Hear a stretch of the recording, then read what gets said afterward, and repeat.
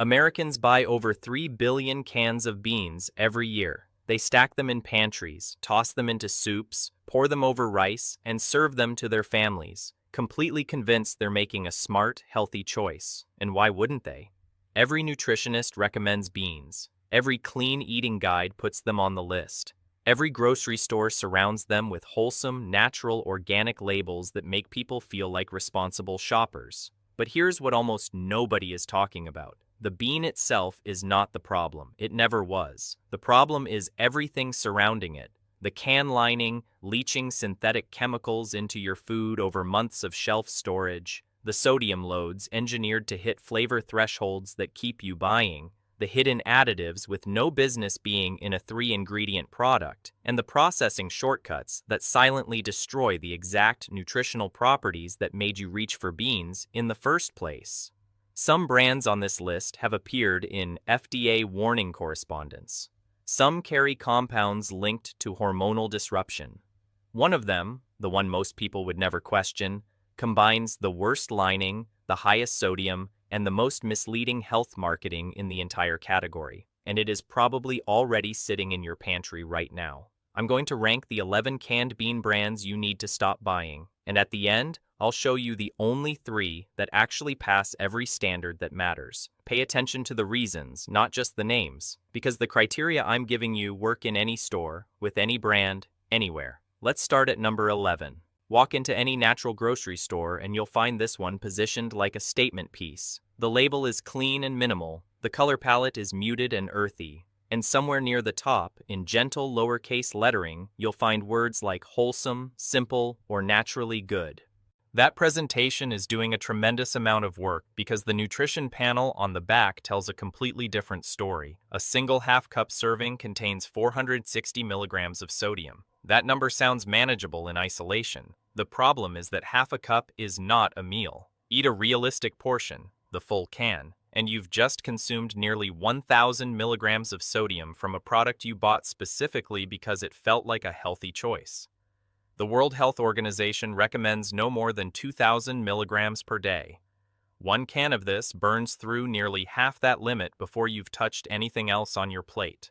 Long-term elevated sodium intake doesn't announce itself with obvious symptoms early on. It works quietly, stiffening arterial walls, straining kidney filtration, and steadily elevating blood pressure across months and years of daily accumulation. The word wholesome on a label is a design choice, not a nutritional claim. Flip the can over before it ever goes in your cart, specifically because it targets the people trying hardest to make good decisions. You walked past the cheaper options, you paid a premium, you saw the organic certification seal and assumed that everything inside that can, including the can itself, was held to a higher standard. It wasn't, and the brand knows that distinction exists. Here's the regulatory reality. USDA organic certification governs agricultural inputs, how the beans were grown, what pesticides and synthetic fertilizers were excluded. It says absolutely nothing about the packaging. The can lining is entirely outside the scope of certification. A brand can carry a certified organic seal on the front while packing those organic beans into a conventional epoxy-lined can containing BPA-adjacent compounds. The loophole is fully legal. It is widely exploited across the natural food sector, and it specifically targets consumers most likely to trust certification language without investigating what's behind it. Real transparency in canned food packaging means one specific phrase stated clearly: BPA-free. Not implied by a design aesthetic, not suggested by an organic seal, stated directly on the label. If that phrase isn't there, the safe assumption is that it isn't true. This brand charges a premium for organic credentials. The lining it uses to deliver that product is the same category as the budget options sitting 2 shelves below it. Misleading packaging is passive deception. The next brand is more active. It engineers what goes inside the can to work against you. Number 8. The flavored and seasoned brand. The moment a bean brand adds seasoning, you lose control of what you're actually eating. Once a manufacturer decides your beans should be smoky, or southwestern, or slow-cooked style, everything that follows is their formulation, not yours. Pull up the ingredient list on these cans and you'll find added sugars, cane syrup, molasses, or simply sugar. Sitting in what should be a savory whole food, you'll find monosodium glutamate, which amplifies the perception of flavor and makes the product taste more satisfying than the underlying ingredients justify. You'll find modified cornstarch creating texture cues that read as slow cooked without any slow cooking. And you'll find natural flavors, a regulatory category so broad it can contain hundreds of compounds without individual disclosure. The sugar is the most consequential element. In savory foods, the body doesn't trigger the same psychological moderation response that sweetness in a dessert context produces. You eat the entire can because it tastes like food, but the blood glucose response doesn't make that distinction. The insulin spike arrives regardless of whether you recognized the sweetness. Plain canned beans cost the same or less. You add exactly what you want in exactly the amount you choose. That control is worth more than any seasoning a manufacturer can put in the can. Seasoning hides a lot. What the next brand is hiding isn't in the seasoning. It's in a decision to prioritize margin over quality. Number 7. The store brand generic. Inexpensive doesn't automatically mean inferior. In many categories, store brand products are manufactured in the same facilities as name brand counterparts and priced lower simply because there's no marketing overhead to recover. In canned beans, that logic breaks down. Store brand canned beans, across major retail chains where independent testing has been conducted, show meaningful inconsistencies that name brands, for all their other faults, typically manage to avoid. Sodium levels tested across multiple batches of the same store brand product have come in significantly higher than what the label states. This isn't a rounding error, it's a quality control gap that makes the nutrition panel an unreliable guide to what you're actually consuming. The lining technology is the second issue. Without the public-facing accountability that comes with a named label, store brands have less commercial incentive to invest in updated lining materials. Many are sourced from contract manufacturers using older generation epoxy linings without BPA-free certification. There's also the over-processing problem. Store brand beans are almost universally soft to the point of structural collapse. That texture is a data point, not just an eating experience. We'll come back to exactly why that matters in a moment. Generic brands cut corners on materials. The next brand adds ingredients that have no business existing in a can of beans. Number 6. The added preservative brand. Pressure canning is one of the most reliable food preservation technologies ever developed. It creates a sealed anaerobic environment, no oxygen, no microbial activity, no spoilage pathway. A properly pressure-canned bean is shelf-stable for years without a single additional ingredient. No preservative required. So when a brand adds calcium chloride, EDTA, or disodium EDTA to its formula, the question is simple: why? Calcium chloride maintains visual firmness in beans that would otherwise soften under standard processing, making an over-processed product look better than it is. EDTA extends color stability of the liquid, keeping the product looking fresh for longer shelf periods. Here's what makes EDTA specifically concerning in a food context. It functions as a chelating agent. It binds to metal ions. In industrial cleaning, that's useful. In your digestive system, EDTA can bind to iron, zinc, and magnesium, the exact minerals that make beans nutritionally valuable, potentially reducing how much your body actually absorbs from the meal. The ingredient list on a can of beans should contain 3 items: beans, water, salt. Every word beyond those 3 is a compromise being absorbed on the manufacturer's behalf, not yours. Preservatives quietly reduce what the beans give you. The next brand takes a far more direct approach. It floods the can with sodium and relies on you never doing the math. Number 5. The Sodium Overload brand. This brand has eye-level shelf placement in virtually every major grocery chain.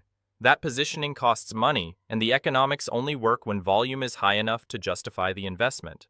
High volume requires a product engineered to drive repeat purchase, and in packaged food, sodium is the most reliable and least expensive tool available for exactly that purpose. A stated half-cup serving contains 590 milligrams of sodium. That serving size exists in part because it produces a per-serving figure that looks less alarming than the reality of how the product is actually consumed. Nobody eats half a cup of canned beans as a meal. A realistic single portion, one full can, delivers over 1,100 milligrams of sodium before you've added a single other ingredient to the plate. The habit of reading full can math, not serving size math, is one of the most important nutritional practices you can build around packaged food. The serving size on the label is not a suggestion for how to eat the product. It is a regulatory disclosure format that brands are legally permitted to use in ways that minimize the apparent nutritional impact of what they're selling. Do the full can math every time, without exception. High sodium at least appears on the label if you know how to read it. What the next brand is exposing you to doesn't appear on any label at all. Number 4. The Heavy Metal Risk Brand. The FDA's Import Oversight Program for Canned Goods has well-documented resourcing limitations. A fraction of imported food products receive physical testing before entering retail distribution. The rest move through on documentation, and documentation can be falsified, outdated, or inadequate to reflect actual manufacturing conditions. Certain contract canning facilities in regions with less stringent regulations use older sealing technology where the internal lacquer layer, the barrier between the metal and the food, degrades faster than modern lining materials. As that lacquer breaks down during standard retail shelf life, the food inside begins absorbing trace amounts of what surrounds it. Independent testing by consumer advocacy organizations has detected elevated levels of lead and cadmium in specific imported canned bean products that successfully passed standard retail inspection. Some tested batches came in at levels exceeding EPA standards for drinking water, a meaningful benchmark given that you're eating the product directly. Heavy metal accumulation produces no acute symptoms. It doesn't taste different. The can looks identical to one produced under stricter standards. The accumulation is slow, silent, and stored in tissue over years before consequences become visible. Country of origin is printed on the label. Find it before the can goes in the cart. Heavy metals are invisible. The next brand's damage shows up somewhere far more immediate, in the system responsible for how your whole body functions. Number 3. The Gut Disruption Brand. Beans have been studied extensively for their prebiotic properties, specifically the resistant starch they contain, which passes through the small intestine largely undigested and arrives in the colon as fuel for beneficial bacteria. That microbial feeding process produces short-chain fatty acids that support the gut lining, regulate inflammation, and influence immune function in ways researchers are still actively mapping. This is the mechanism that makes beans genuinely valuable beyond their protein and fiber content, and this is exactly what this brand destroys before the can ever reaches your shelf. The extended high-heat processing this brand uses to achieve its soft, consistent, visually uniform texture fully gelatinizes the resistant starch, converting it from a form the body cannot break down in the small intestine into a form it can. That sounds beneficial. It isn't. The resistant starch that survives to feed the colon microbiome is the valuable fraction. Once gelatinized by aggressive processing, it loses that function entirely. What remains is rapidly digestible starch that spikes blood glucose more sharply and delivers none of the prebiotic benefit that made the bean worth eating. The texture tells you what the processing did. Soft, structurally collapsed beans signal heat exposure so extended that the food has been fundamentally altered.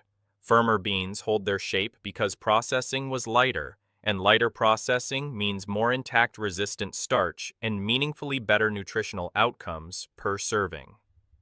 Destroying nutrition passively through overprocessing is one thing. The number 2 brand has a compliance record that makes passive damage look minor by comparison. Number 2. The Recall History Brand. This brand has appeared in FDA warning correspondence. It has generated documented consumer complaints filed with federal regulatory agencies. It has been the subject of a product recall. And it is currently sitting on grocery store shelves, fully available for purchase, with nothing on the label to indicate any of that history. That's how the consumer product safety system works. A recall ends, production adjusts or claims to adjust. The brand returns to retail. The consumer who wasn't following FDA recall databases has no way of knowing anything happened. The underlying risk with inadequate pressure canning is not abstract. Clostridium botulinum is an anaerobic bacterium that thrives in exactly the sealed, protein-rich environment inside an improperly processed can. It produces no detectable odor. It causes no visible change in the food's appearance or texture. The toxin it generates is among the most acutely dangerous biological compounds identified in medical literature, capable of causing life-threatening paralysis in quantities measured in nanograms per kilogram of body weight. The FDA maintains a fully searchable public recall database. Most people have never visited it. The brands that have appeared there are counting on exactly that. A brand with a documented compliance history is traceable. The number one worst brand is dangerous in a way that's much harder to see because it's hidden behind more trust than anything else in this aisle. Number 1. The most trusted name in the aisle. This is the brand your physician has mentioned by name, the one registered dietitians reference in their content, the one appearing in hospital nutrition guides and government healthy eating recommendations, the one with the longest shelf presence, the largest marketing budget, and the deepest cultural authority in the entire canned bean category. And by 3 specific, measurable, documented criteria, it is the single worst choice for regular long-term consumption on this entire list. First, the lining. Independent third-party testing has confirmed BPA presence in the standard product line from this brand. This is not a legacy issue from a previous era. It applies to currently available product. The brand has made no public commitment to BPA-free lining across its full range, despite having the scale and resources to act faster than any competitor. Second, the sodium. This brand's standard line sits among the highest sodium counts in the category. A full can consumed regularly creates exactly the cardiovascular burden that the brand's own heart-healthy marketing claim implies its product helps prevent. The claim and the nutrition profile exist in direct tension, and the brand has not been required to resolve that tension publicly. Third, the accountability gap. The more institutional trust a brand accumulates over decades, the less scrutiny it receives from consumers, retailers, and regulators. That dynamic is not accidental. It is cultivated through sustained marketing investment. The brand, with the most cultural authority, has the least commercial incentive to change what is working, and what is working commercially is not the same thing as what is working nutritionally. Before we get to the 3 brands that actually pass, if this video is giving you tools you can use, subscribe. Because what's coming next is the part most people standing in this aisle have been missing entirely. Safe Brand 3, the Clean Label Independent. This brand is small, its marketing budget is negligible, you won't find it at the end of every grocery aisle. It competes on the product because it never had any other option. And that constraint produced something the larger brands haven't matched. BPA-free confirmed, stated explicitly on the label, verified through third-party testing, not implied by a design aesthetic. 3 ingredients: beans, water, salt. Sodium at 130 milligrams per half cup, among the lowest in the entire category. The texture is firm, reflecting minimal heat processing and a higher likelihood of intact resistant starch. You'll find it at Whole Foods, Thrive Market, and most independent natural grocery retailers. When the product is the only thing selling the product has to be good. A small brand proves it's possible. The next one proves a major brand can meet the same standard, when it actually decides to. Safe Brand 2, the major brand done right. This is the option that removes every excuse for not making a better choice. You can find it at Walmart. It sits on the same shelf as multiple brands on the bad list. It costs a comparable price, and it passes every standard the others fail. Look specifically for the no salt added product line. Sodium removed entirely from the formulation, returning that variable to you where it belongs. Non-GMO project certified. BPA-free lining stated explicitly. Firm, consistent texture across batches, signaling a processing standard the brand has maintained at scale. What this brand demonstrates is that the failures of the 11 brands above it are choices, not constraints. The ingredients for a clean canned bean exist. The technology for a BPA-free lining is not experimental. The decision to remove unnecessary sodium is not commercially catastrophic. Every brand on the bad list made a different choice. This one, at mainstream pricing and mainstream availability, made a better one, accessible and clean. But the single safest choice on this entire list is something else, a brand that didn't just meet the standard. It redefined what the standard should be. Safe Brand 1, the gold standard. This brand does everything the 11 worst offenders refuse to do, transparently, at scale, with third-party verification at every stage. Glass jar format available, eliminating the can lining question entirely. Tetra Pak shelf-stable carton option for consumers who want ambient storage without metal contact. For those who use the canned version, BPA-free lining is confirmed and independently verified. For serving in the standard version, 0 in the no-salt line. Certified organic covers both agricultural inputs and packaging materials, closing the loophole the number 9 brand exploits entirely. Certified organic from field to seal means exactly what it implies. The processing methodology is where this brand separates itself from everything else in the category. A lower heat, longer duration process, requiring more time and energy per unit than standard pressure canning, preserves resistant starch at measurably higher levels. Independent nutritional analysis confirms the prebiotic fiber content per serving is significantly higher than any conventionally processed competitor tested in the same study. The beans arrive in your bowl with their structure largely intact, their prebiotic properties preserved, and their nutritional profile as close to home-cooked dried beans as a commercially canned product can achieve. This is what a canned bean brand looks like when the product is built entirely around what the person eating it actually needs. 11 brands selling you a label, 3 selling you actual food. The filter is simple and works anywhere. 3 ingredients maximum: beans, water, salt. BPA-free stated explicitly on the label. Sodium under 140 milligrams per half cup. Firm texture signaling lighter processing. Country of origin visible and traceable. 30 seconds with the can turned over. That's it.